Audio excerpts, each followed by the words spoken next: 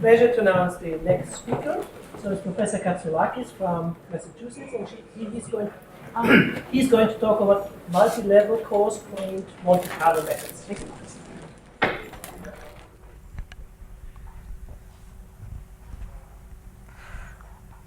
Thank you very much for the introduction. I'd like to thank the organizers for inviting me here in Cambridge. So my talk is not exactly on SPDEs. It's somewhere between, I don't know, I would say roughly speaking between Jonathan Mattingly's and Andrew Stewart's talk and Andres Epesi's talk. A little bit of sampling, a little bit of model reduction and coarse graining. So the plan of the talk is I'm going to talk about extended lattice systems and how they arise in modeling materials. And I'll talk a little bit about Markov chain. I'll just remind you what Markov chain Monte Carlo is in these extended systems. That's a key here in the talk. That one of the main things that I'm interested in, the only thing I'm interested in this talk is talking about extended systems, systems that have a very large number of particles. So I'm going to talk a little bit about the challenges of doing MC methods in these types of systems. I'll remind you what KMC is, kinetic Monte Carlo. Then I'll try to sort of say a few things about mesoscopic models that like PDEs and SPDEs, just to make the connections with what we're doing here. We're doing here hierarchical coarse graining and how to use it to do better sampling of the microscopic system. And I'll talk a little bit about some examples. So the main new thing is this green line over there. So let me start off talking about lattice systems, surface processes. So many examples in applied science and engineering of surface processes. You see some examples here in very famous journals. You have a surface, which is given right here, typically a metal, so it has a structure, so a lattice model is a good idea. And then you have particles depositing on the surface or doing diffusion on the surface, right? So that I would call adsorption. If I'm here, I can go back up on the gas phase, I will call this desorption, and then I'm going to have particles also hopping left and right, and all that. So these particles are atoms. Here are the various physical examples. So, so at a computational level, of course, one can always start from ab initio, from quantum, from this, from that. But here I'm going to consider the typical setup of kinetic Monte Carlo and Markov chain Monte Carlo simulations, where we start from a stat-mech model. So I'm going to assume a stat-mech model, and I'll show you in a second what it is. So basically, I will have a lattice. I'll take it for simplicity to be a square lattice. It's going to look something like this, like ZD. And on each side of the lattice, I'm going to take a particle that's going to could take several values. It's an order parameter, so it denotes what species is the particle or whether the site there is empty or not. So basically, we'll try to model things like this to give you an idea. In this example, on lead on copper, this size here is hundreds of nanometers, so it's way beyond Monte Carlo. But in any case, we'll talk about that and what can be done for these types of problems. But in reality, one would like to reproduce pictures of this type. So at stat-mech, right, so let's talk a little bit about stat-mech, elementary stat-mech. So these types of particles can be described by Hamiltonian, which includes two main parts here. Interactions between particles, so this sigma of x, in the simplest case, takes values 0 and 1. 1 means that the site at x is the lattice site, is occupied. So there's someone there, and it's 0. That means that the site is empty, right? If I have different species, I have different colors. It's straightforward, right? So key part here is interaction potential. Things interact, right? So interact. So we're going to have nonlinearities. We're going to have all sorts of things of that type. So interaction potentials. Here is an example. Here's an interaction potential that has length L, interacts with all neighbors. In the classical Ising model, we have nearest neighbor interactions. Most typically in applications, we have complex interactions, both short and long range. So many times these types of things are fitted from molecular dynamics or data or this and that. I won't get into this more. That's the external field. That is, for instance, in these problems that happen inside the reactor. That means I can regulate the flow, so I can influence my system. It's like a control parameter. For engineers, that's a control parameter, right? So that's the Hamiltonian, right? But that's not the end of equilibrium story. Gibbs states, right? So that's a stochastic system, and the stochastic system because of this guy that I'm introducing right here, right? So let's look at this. So let's take, if you have not seen this before, or if you don't remember what it is, so let me go quickly through this. So that's the Hamiltonian. So that guy, that is a probability measure that tells me what is the probability that I'm going to see a particular snapshot sigma 0, right? So what's the probability that I'm going to see this snapshot, right? Empty, occupied, right? This particular snapshot, right? So I have very many of them, right? Very, very many. So there's a very high dimensional system, right? It's a very high dimensional system. And what are the other ingredients here, right? So that's the Hamiltonian. Now that's the inverse temperature, right? 1 over T, right? That is the prior. And let's talk about the prior in 1 second. And that is the partition function. So that guy, the partition function, ensures that all this is a probability measure, right? So it's just the sum of all that. So we saw that in a previous talk, right? Now, what is the prior? The prior is the state of the system at infinite temperature. So at infinite temperature, what happens in that system? Interactions, Hamiltonian, in other words, don't matter anymore. So you are disordered, right? Contrary to that, at the other end, right, at 0 temperature, well, this is not so important, that's hugely important, right? So these are the ground states. So what is a prior again? Let's see that again. So what is that? It's typically it's a product measure. I'm taking this particular case here. It's a product measure, which is meaning that in that discrete state space, it's white. It's white noise, right? So that will affect everything later on, right? So that's how we put the noise into that system. And as you might see here, there is going to be a competition between the noise and the interactions, right, in these types of problems. And that will eventually give rise to concepts like free energy and all that. So basically, the entropy will lurk in here, and the interaction is going to be in here. Put together, you get the free energy. So we'll see an example of that. So as we said, this is a very high dimensional system, right? So there is no chance to be able to calculate integrals of these types of things, right? Things of that type for my favorite observable. So one is coming up with the so-called Markov chain methods, MCMC methods, Markov chain Monte Carlo methods, where you want to construct some Markov chain, and because of the ergodic theorem, if it's ergodic, it should converge to things like this, right? As this n goes to infinity, which is the number of iterations. So it's some sort of fictional time here, right? In contrast to real time. So I'm just gonna. So we saw that in Jonathan Mattingly's talk. I'm just gonna go through it again. So again, that's the famous Metropolis-Hastings algorithm. If that's written in a very general way.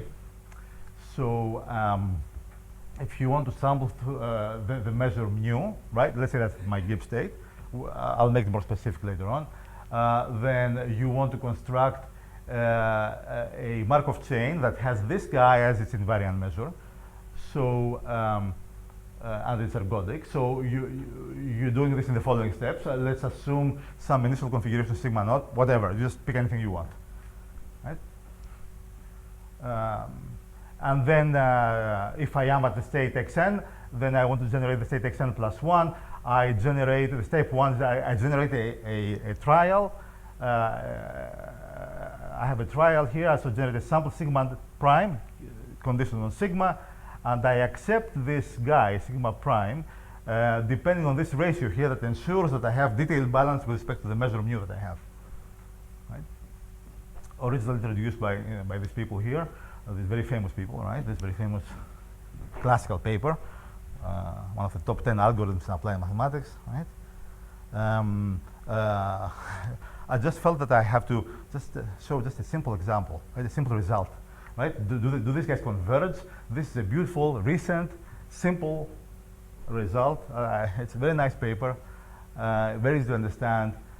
In fact, you can show convergence, right? In this very simple case, in the so-called independent Metropolis algorithm, very simple to do. When my choices don't depend on where I am, and I can sort of have trials which are sort of bound from above mu. Then I can prove that I have exponential convergence of this type here, and mu is the tightness of this bound. Right. So there are many other proofs and examples and convergence results. Right. That's a very simple, very easy to see.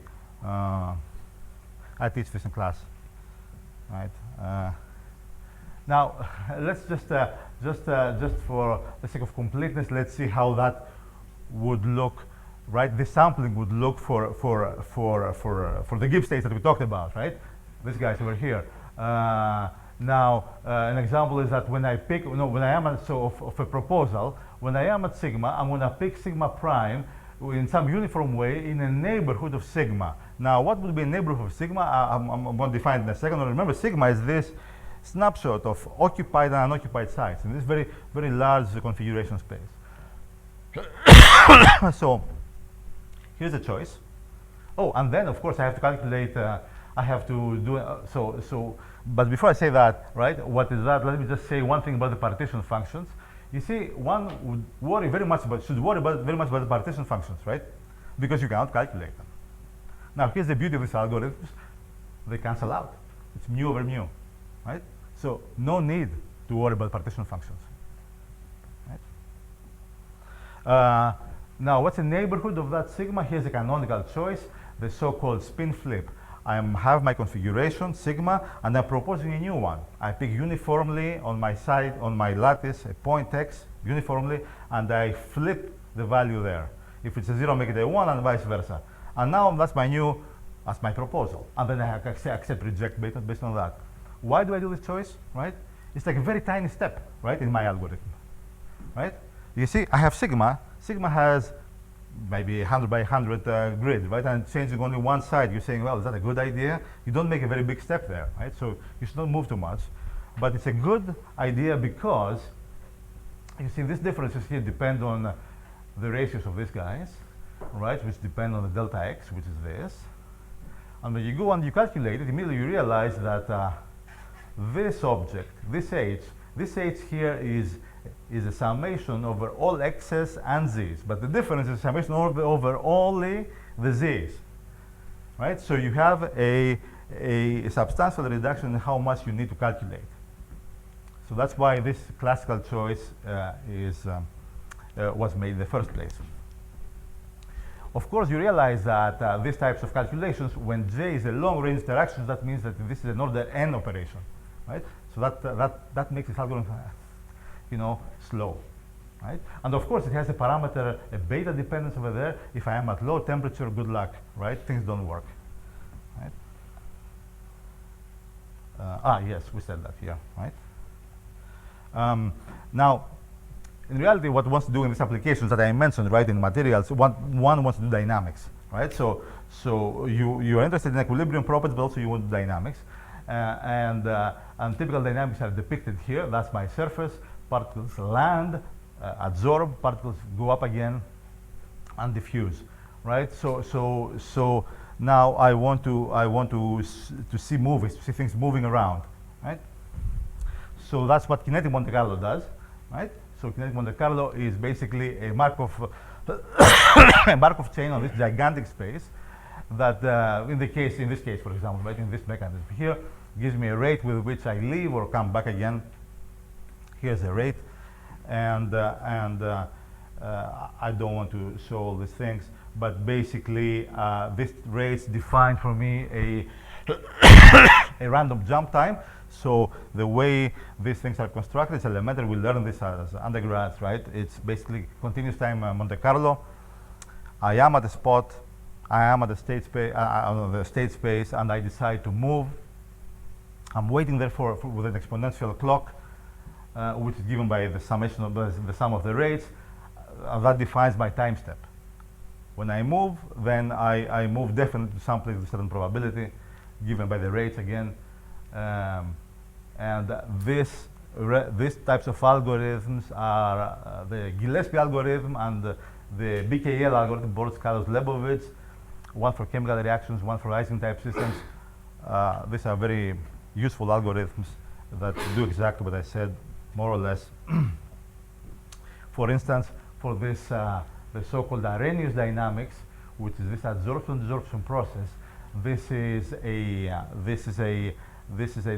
process that describes a particle jumping up from from here going up there, or landing. No, let's just look at this piece over here.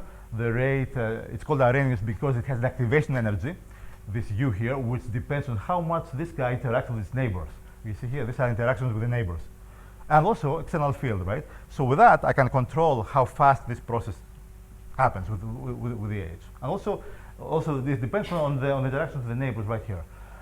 The exponential clock will be the summation of all these guys. Here it is. The transition rates are exactly these objects over there. And automatically you can write down an algorithm, a kinetic Monte Carlo algorithm. As you see, these things could be very complicated, right? These could be very costly operations. But the Bohr-Skallos-Lebowitz algorithm, they had a beautiful idea to sort of separate all rates into categories where rates are the same and pick them uniformly. Unfortunately, this method works beautifully for nearest neighbor interactions, for simple interactions, but not for complex interactions where the number of rates, of different rates, the number of classes is very, very big. So things here are, so all these types of algorithms are very attractive from the point of view that they have a lot of physical information in them, right? A lot of detail. This is what people like in applied sciences, to have physical parameters in their problems. So that allows them to have very detailed descriptions of the particular material that they want to simulate. However, you have tremendous issues with computing, with the size of the systems. So you have substantial bottlenecks, as you see here. You cannot certainly go to realistic spatiotemporal scales, right? So you cannot do that. And of course, most certainly you cannot do systems tasks, right? You cannot do control of these problems. You cannot do any of all that. So the question is what is done? So one can become more ambitious and say, well, these problems are fine. They're microscopic. Maybe I can find another way to describe them, right? So our favorite way of doing things is with PDEs, right? Or SPDEs. So I just want to make some brief comments on that, on this type of things. So basically, you have this gigantic thing here with all sorts of, with a microscopic lattice here. On each one of them is a microscopic lattice, so you can imagine that, right? So what you'd like to say is maybe, that's too costly to simulate. If only I could sort of describe each one of these blocks, right? But all this action here by some sort of average. Oh, here it is, right? That some local average, right? Here's what I'm doing. I'm just averaging over one of the blocks right here. I'm calling B of x, right? Is it possible that this thing would, since I'm averaging, that the fluctuations die out and maybe solve some sort of PDE, or maybe as a central limit theorem correction, some SPDE or something like that? Well, most of the times that's very hard to do. Here's a case that I thought that would be interesting to show, that you can say stuff in kind of an easy, not easy, I shouldn't say easy, but at least there are results. So in the case that my interactions are sort of long range and you have the so-called catch potentials, when you interact, every guy interacts with everyone else in sort of, not in a uniform way, but in sort of, in this, this thing varies slowly from one side to the other. In that case, and in the case, let me pick the example of surface diffusion. One can prove, and there are various papers, right, by Lebowitz, Orlandi, Prezzuti, and Giacomin Lebowitz, and others. One in the spin exchange case, one gets this PD, which I wrote in this crazy way. But then I saw this talk on, I think Stig Larsson did that, right? And he described his Cahn-Hilliard equation like that. So that guy looks like Cahn-Hilliard, I'm saying, right? So here it is. So one can prove that this thing, this C, right, converges to that, to the solution of this. And what is that? That is, here's a variational formulation. It's really a gradient flow, right? It's a gradient flow in H minus 1. It's conservative right? It's conservative because the microscopic system is conservative, right? You have diffusion. No one leaves the surface. So just jump up, down, left, right. So it's conservative, right? And what do I have? I have interactions. Here they are. And I have also entropy, right? So the entropy came from my prior. The interactions came from the Hamiltonian, right? But also I have something else. I have mobility, right? So so this equation would look like the Canhilliard, except for here in Canhilliard I have a gradient, and here I have this and that. Well, if I can, in the case that J is attractive, that is more or less like Canhilliard, behaves more or less like a Canhilliard. Because in the Canhilliard equation we have a backward diffusion, right? We have, if I start with the blob, it stays as a blob. Same here if I have attractive interactions. Particles would attract each other and they would form blobs that would be fairly stable. So that's why that looks like Canhilliard, if J is attractive. Now, the new thing is the mobility, right? The mobility, you don't have that in Canhilliard, at least in the classical Canhilliard. It depends on it depends on here. This mobility depends on in the for metropolis dynamics. Depends on this, looks like this, and it's quite different if you have Arrhenius dynamics like the ones that I described with activation energies. So meaning that basically, if my surface is completely covered, this thing shuts down the whole thing, right? It kills the process. Or if I have high coverage, well, this thing here slows things down a lot, right? So all this physical process related to the microscopics. Right? Unfortunately, you get them with very strict restrictions on what the interaction potentials are. And maybe there is also some SPDE connection that I wanted to mention. So this is an SPDE proposed by Hildebrandt and Mikhailov in '98. So that is basically the previous equation in the metropolis case, with a very, as you see, this very disturbing noise over here, right? Because it's the divergence of a space-time white noise and has this mobility here. And I think it has a 1/2, which I forgot. Right?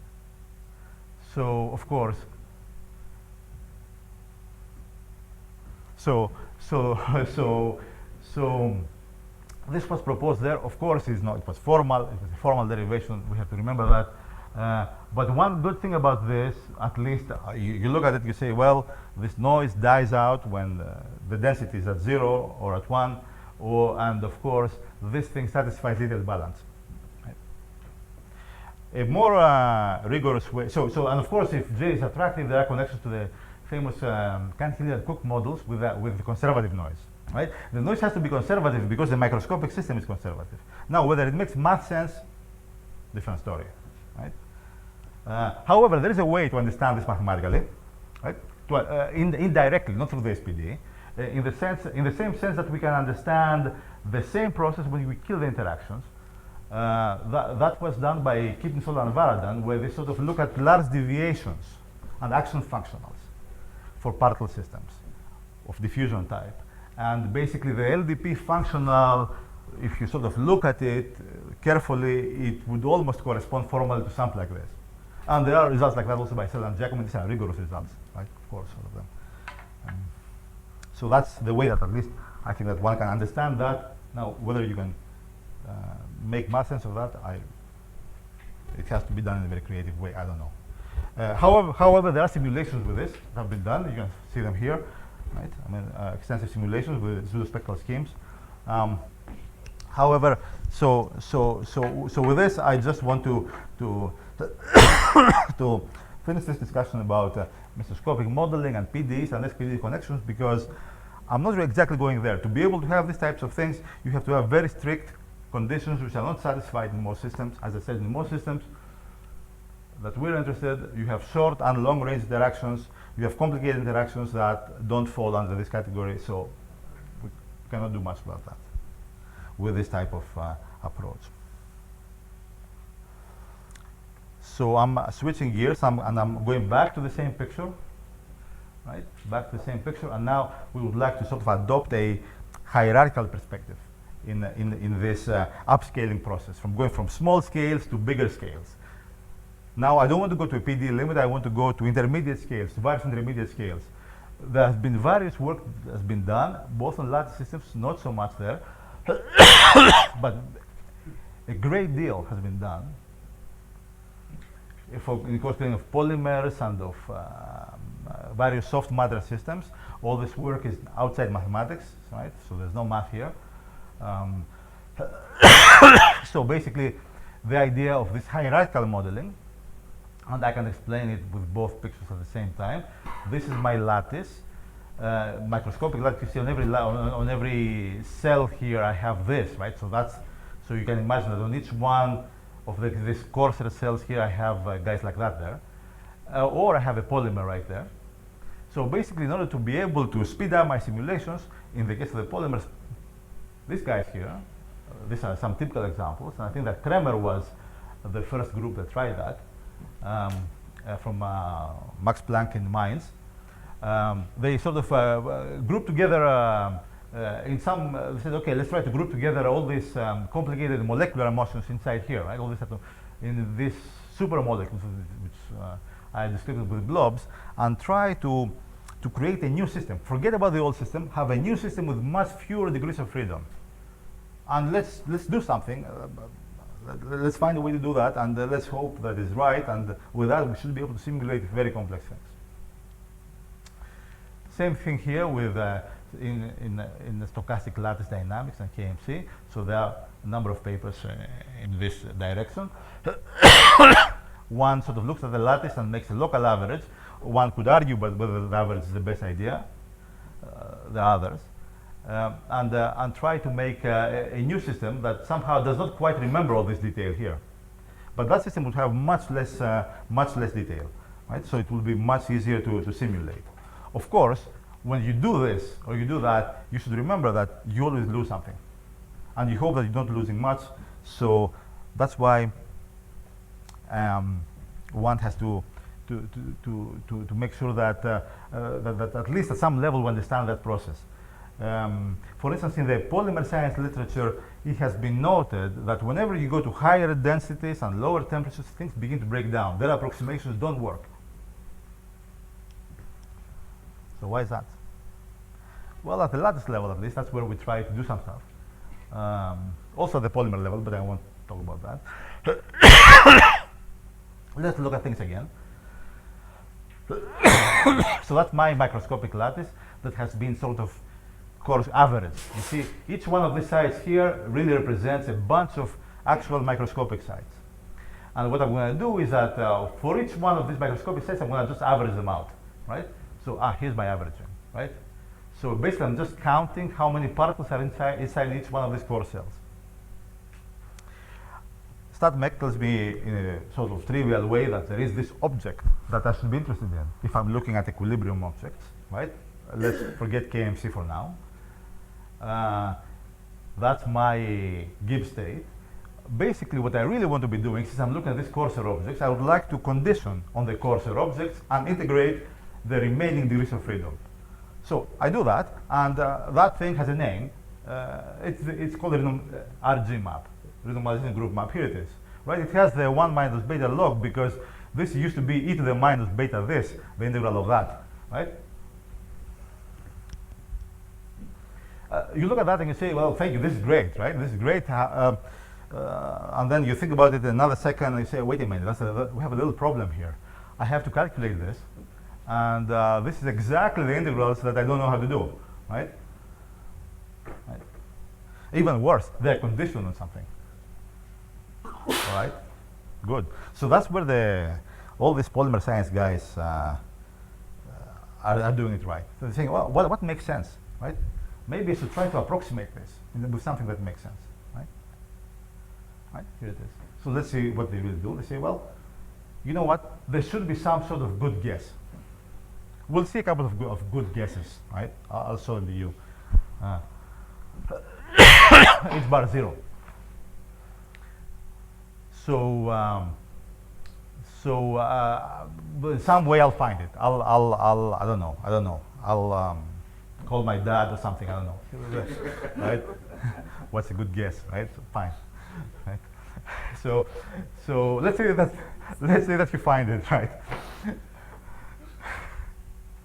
So if you find it, you just put it in there and you pull it out again, and that's what has been left out, right? So basically, in the polymer science literature, that's what they do. They pick this up. They say, okay, that's my scheme. I'm going to run with that, and I'll call it good.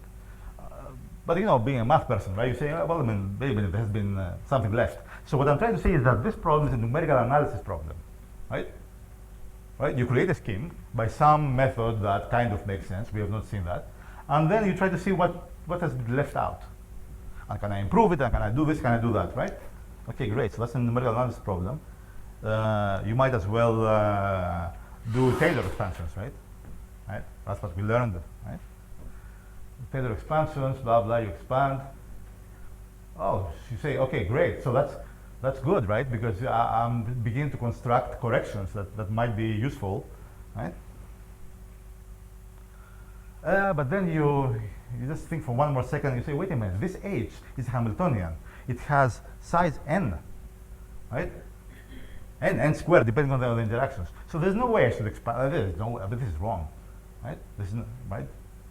This is not even wrong, right? It's not, right? It's, so of course, so these types of calculations are completely inadequate, right? Right. So extensivity is very important here, right? To be able to understand these types of problems. Extensivity. So my system being very big is going to be an important part of understanding the role of this error here. Once we have constructed the approximation, that's one thing. The other thing that plays an important role is noise, fluctuations. Where are these guys recorded? They are recorded in the temperature, right? Right here. That makes me look at log and exponential and have to expand, right? The noise is what makes me do that, right? That creates this object that has to be then expanded, and then I'm running into the Taylor problem, right? The extensivity. So those two things are married together, noise and extensivity, right? And they create problems, right? And okay. So the analysis, right? The analysis for these types of systems has been around, right?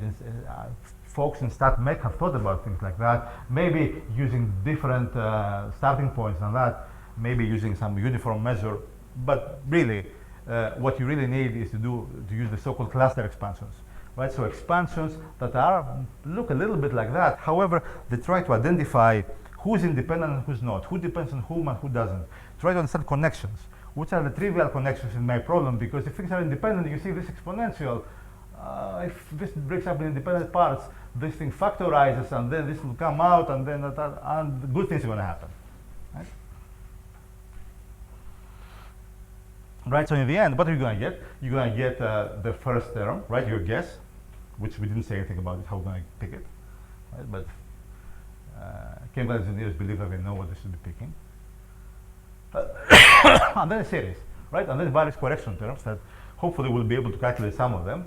And in the end, you're going to get some sort of coarse-grained Gibbs measure. If you use only the first correction, you're going to begin something like this. If you add more corrections here, you can hopefully do better, right? So that will be the cluster expansion. It's going to look like this. So there's been various works on that for long-range interactions, for short and long, and this and that. Trying to follow that, follow this thinking, sort of to make rigorous coarse graining at equilibrium. So this is joint work with Plechach, Rebele, and Tsagarogiannis, both of them. Let's look at a baby, kind of a baby problem. Maybe not so baby, but in any case, let's look at a baby problem. Let's call it a baby problem. So I have Hamiltonian, which is only short range, nearest neighbor, right? So that's my coarse lattice, and here inside I have little lines here, right? Because I have my fine lattice, and that guy here would interact with the neighbor, right? So, so I'm just going to write down what that is, because remember that is what got into my RG map, in my renormalization group map. That's the guy who got in there, right? So, so I have to integrate this, and I'm going to do a little trick, right? A little trick that I learned in StatMech, right? So I have to integrate. So I'm going to take the lattice, break it up in odd and even pieces, and as we said in these formal calculations, what you really should be doing is try to identify things which don't depend on each other, because then you kind of have independence, and what depends, you can deal with that later or something, right? So I'm going to break this up in pieces that are odd and even, right? Odd and even indexed coarse guys. So these are my interactions on each one inside the cell, inside the cell right here, HK and HK. I forgot an S here. So, and this WK is the interactions between the neighboring points. This guy interacting with that guy. If these guys did not exist, that would be great, right? Wouldn't that be great? That would be fantastic. That would be that because they will not interact, and let's see what would happen. If I sort of cross them out, then I would have the trivial coarse graining. Here it is. Apparently it has a name, but in any case, outside math. But you know, this guy and that guy will not communicate. So in this business of RG map, everything would come out. The exponentials would factorize. The product will come out of the expected value, right? And then outside of the log, it will become a sum, and you get something like that. So what would that mean? That would mean that my Hamiltonian becomes a function, right? A summation of functions of each one of the cells, of the coarse variables. Here are my coarse variables, right? So on each cell, the calculation depends only on the number of the particles inside the cell, on nothing else, right? This has a name apparently, right? It's called inverse Monte Carlo, right? So that means the following thing, that this is that guy, right? So, but that guy is something that I can sample very easily. It's a small cell. I can do whatever I want with this. I can run simulations. I can you know, kill myself doing expansions, right? Another cluster expansion. I can simulate. I can do whatever, right? It's cheap. I calculate them. I tabulate them. I put them in Hamiltonian. Great. So that has a name, right? In applied physics and in engineering and all that. It's called inverse Monte Carlo. Some other people call it McCoy-Caro scheme, meaning that I have a Hamiltonian. Here, of course, you saw the math version, right, where you assume something, right, to make it sort of rigorous, right? So I made an assumption to make this rigorous, but in this community, people say, well, what if this doesn't communicate exactly with that, or if it's weak, the communication, then I'm getting that, and then something that is small, right? So to make it rigorous, here it is, right? So that's how it looks like. And of course, there are other approaches here in inverse Monte Carlo that you also have dependence on two guys and all that, but always there is an approximation involved. So that's what it is mathematically. Now, if you really want to do it, right? If you really want to do it, then that's what we did. Then I'm sorry, there's no way you can get this out of the way, right? The way this guy talks to that guy. So you can do this calculation. You can have this effective potentials, and the only thing I'll say, I don't want to show formulas, is that if you look at this, right, what is that? So that's, I'm looking at this is odd, right? So let's say I'm looking at this guy here. Let's say this is 1, this is 2. Let's say I'm looking at this guy here, 3. So this includes interactions between the cell, intracell here, and interactions with the neighbors. This with that, this with that. So automatically, what is that? You can imagine that maybe the first approximation of this would be a triple body term, something that depends on this and this and that, right? So the next correction should be a triple body term, triple body interactions, not two body interactions as it is done in the current literature, right? At approximations, it should be so, and that's why many of these approximations are bad if you include these triple body terms. Related cluster expansions were done by Bertini, Cirillo, and Olivieri in a series of papers. This is the same Bertini that we saw in the talks on SPDEs and intermittency. In the case that you have that you want to coarse grain long-range interactions or longer-range interactions, these are very bad for conventional Monte Carlo, right? Because of the long range, as we saw, right? Conventional Monte Carlo doesn't run well on these, but they are very nice for coarse graining. Actually, you can prove various estimates. These are estimates in relative entropy in lots of information. You can do things like this. And you can have actual rigorous bounds. The only reason that things here work, let me just show you here, and that's the guess. That's the first guess, is that if you are within a cell and you have long-range interactions on these core cells, if they're picked right, the interaction varies slowly, very slowly in the cell. So basically, particles interact in the same way. So you can think of them as kind of one, as a representative particle, if you want. So that's it's a good start, right? So if you think like that, right? So it's not a bad idea. And then you can sort of look at the interactions you see between. So this J bars are averages of my interactions on each core cell, and these are the representative particle, which is really the sum of all particles, the actual number. In this case,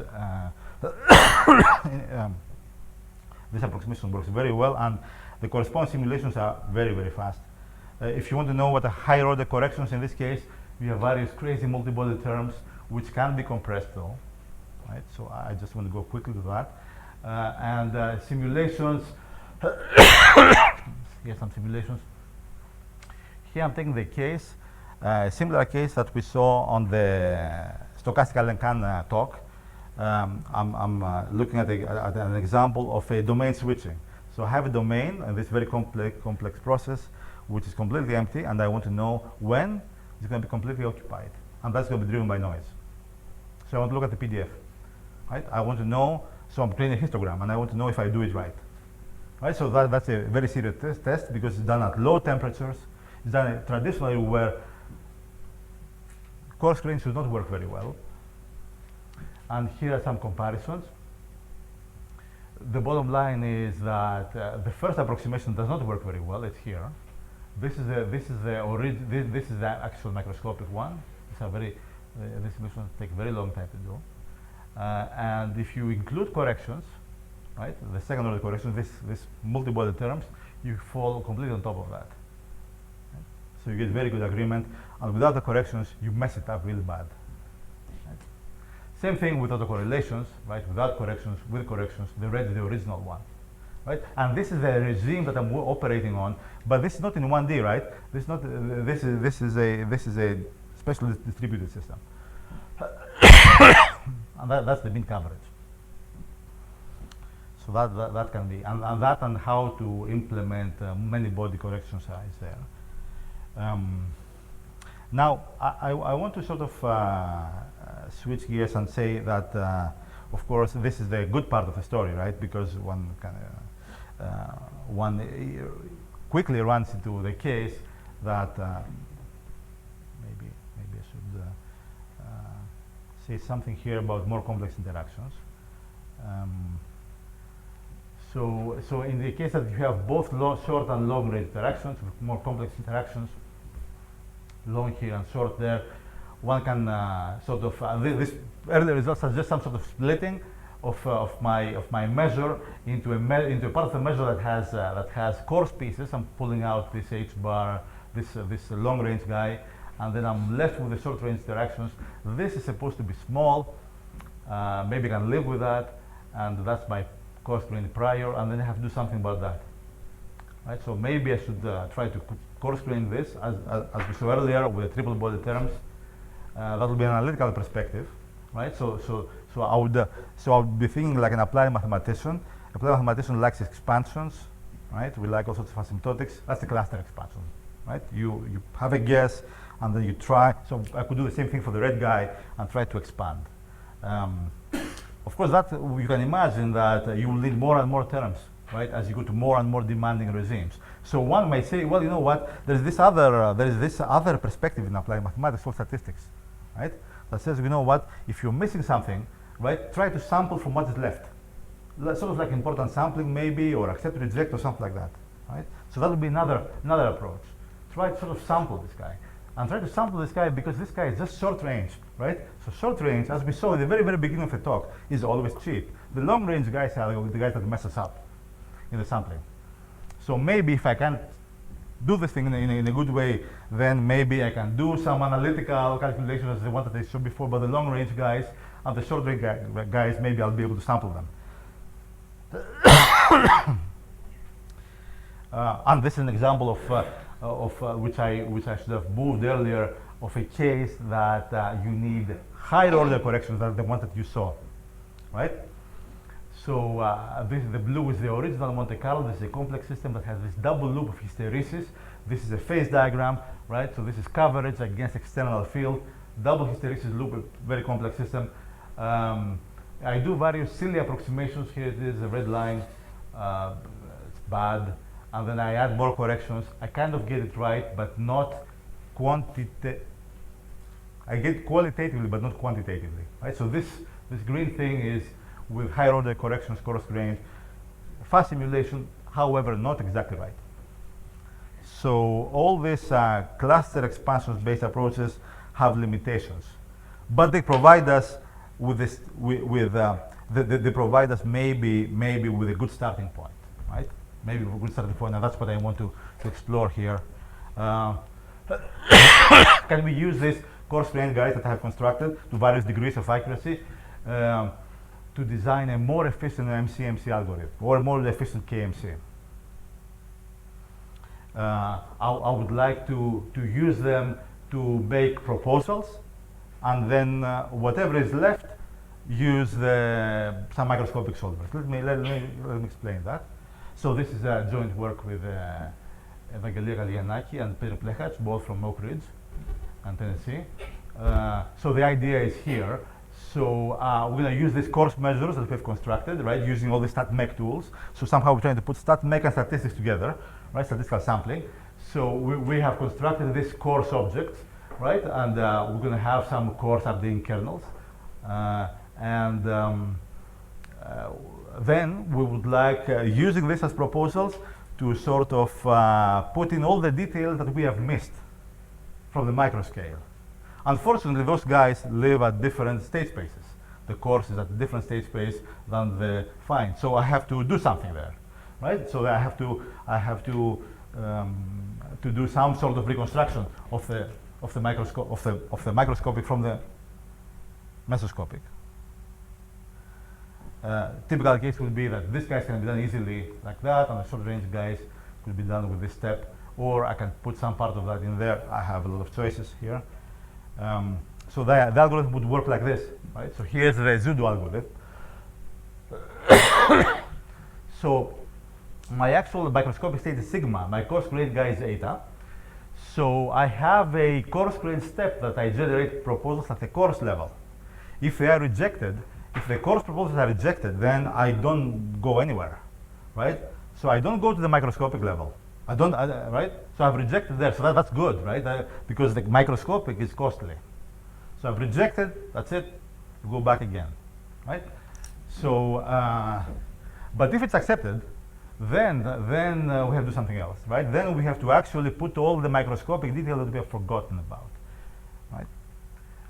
So I have to take the coarse-grained state and I have to reconstruct in some way with some probability measure, right? Right? We'll see what that means, right, in a second, but just bear with me. Let's say that we can do that. And then you have a fine level accept reject, right? If this is accepted, then you move over here, and now you have an accept reject step according to what is left. Remember, that's my microscopic measure, that's my coarse-grained guy. So this minus that, right, or this divided with that would be that comparison, and that's my reconstruction. So the comparison between microscopic and coarse-grained lives in here.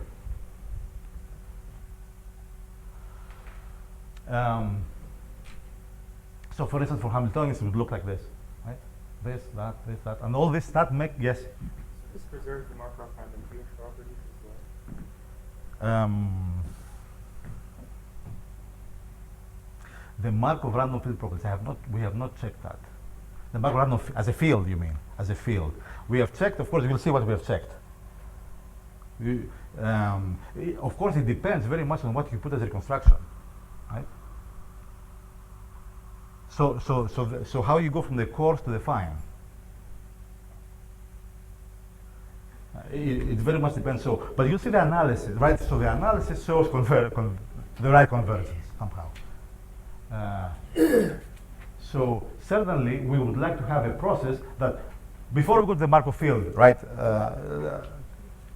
Is this Markovian, right? Is this reversible? Is this how does it converge, right? All these questions, right?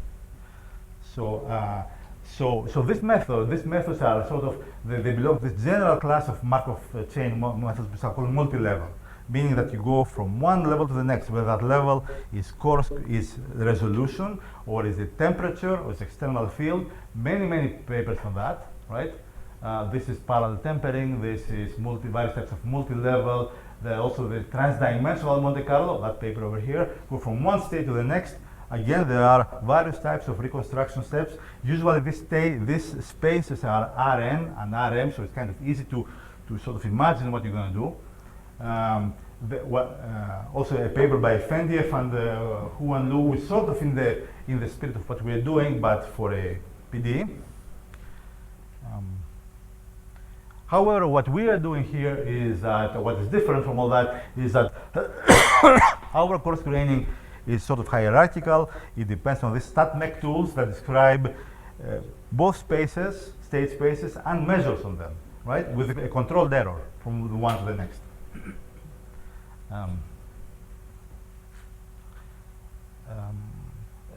A word about microscopic reconstruction, just one word about it. A lot of work on microscopic reconstruction in polymers, right?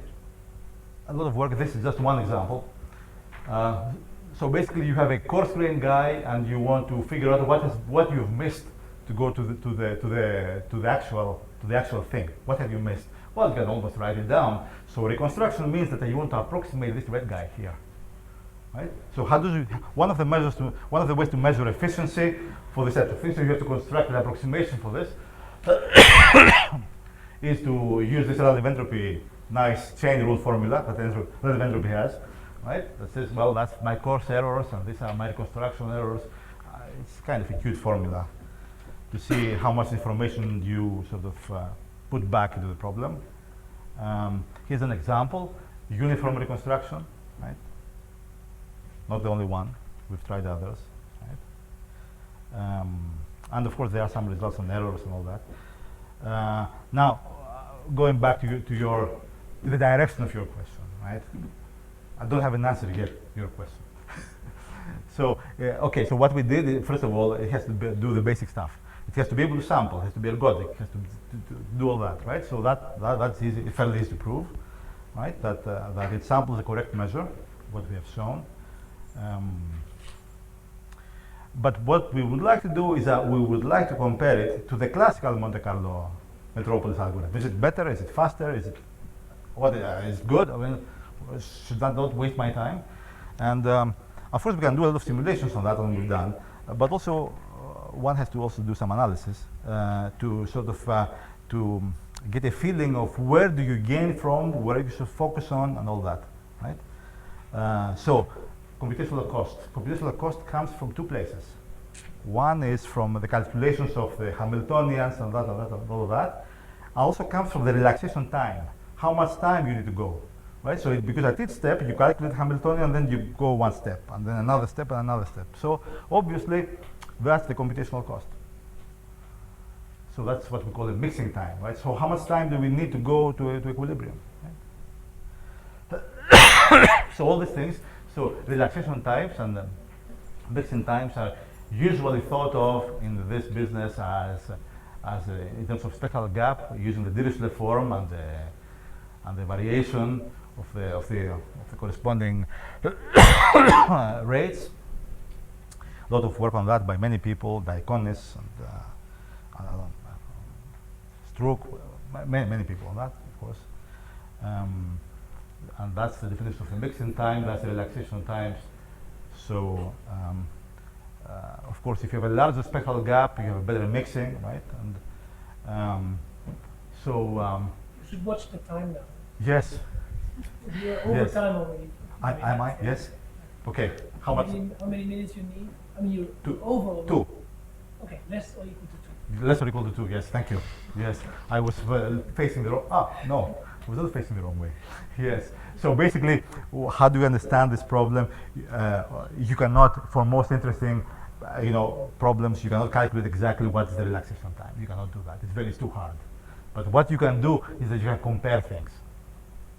Right, you can compare things. And that's what we did. We could do comparisons of that type. So let me go quickly to the theorem. Theorem looks complicated, but basically the relaxation times are fortunately or unfortunately similar. So you don't gain from speed up with this algorithm in time. You don't speed up the relaxation time. That's what the theorem says. And the theorem relies on these types of comparisons, right, of rates. So I just want to go quickly to that. What you gain from is from that your Hamiltonian becomes very cheap to calculate. So you gain from there. So the dynamics, the pseudodynamics remain unchanged, right? The relaxation time is the same. Now here's sort of an example that we did, which is sort of like the Berger's equation of statistical mechanics, right? An example by Kardar, the same Kardar of KPZ, right? With short and long range interactions. I just want to show you the simulations, right? Since we talked about the analysis, a little bit about the analysis, right? So here's in 2 dimensions. As you see here, these are, this is 1D, I'm sorry. 2D is much more. So, right, so, so classical is 85 hours, coupled is 6.2 hours. This is for constructing a phase diagram, right? So it's much faster, much faster. Although the relaxation time is the same, as we can prove rigorously. So we said that the mixing times are the same. However, just the fact that your dynamics look the same allows you to show that for kinetic Monte Carlo sampling, you can also reproduce kinetic Monte Carlo using these types of ideas, because this spectral estimate shows to you that also you can do the correct dynamics there too, and you can that also be shown, but I won't talk about it obviously. So I'll stop right here. Thank you. Thank you very much. Are there questions, comments? Keep my hand in there. It is not the case, then thank you very much again. Thank you.